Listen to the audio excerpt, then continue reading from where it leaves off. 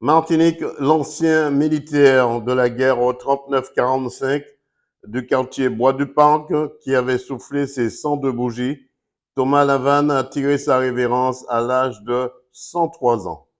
Après les honneurs militaires, c'est au cimetière de la commune de la ville de Saint-Joseph qu'il a retrouvé sa dernière demeure. Thomas Lavanne restera pour tous un indestructible souvenir. Bon voyage, l'ami. Écoutons quelques réactions au reportage Daniel Diaz, 100% Sport de News Martinique. Alain Couf. Alain Couf, un hommage à ce grand monsieur qui nous a quittés, monsieur Thomas Lavanne. En effet, aujourd'hui nous lui avons rendu hommage parce que c'est un ancien combattant.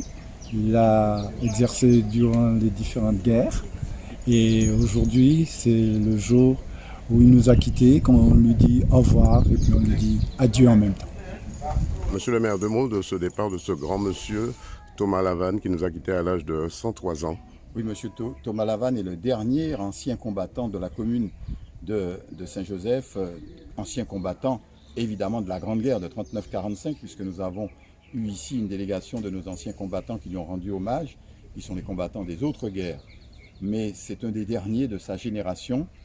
Il a quitté la Martinique en 1942, et il s'est engagé, et en 1943 il est arrivé donc sur le théâtre des opérations. Et depuis, heureusement, il a pu survivre à cette guerre, contrairement à tous ceux qui y sont restés, et il a pu aujourd'hui être honoré par nous après une longue vie, mais une longue vie de conviction et d'engagement au service de la nation.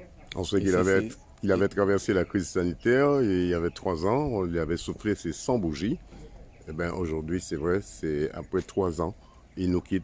Beaucoup d'émotions. Beaucoup d'émotions et de respect, et aussi un grand moment, je dirais, de commémoration des valeurs de la République.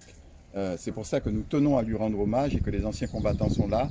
Aujourd'hui, où on a un peu tendance à oublier le sens des valeurs, on a un peu tendance, sauf quand il y a des guerres, à perdre de vue que la liberté et les valeurs qui portent et qui sont portées par notre République sont finalement assez... Ce sont des valeurs assez fragiles et qu'il convient de se battre pour les défendre.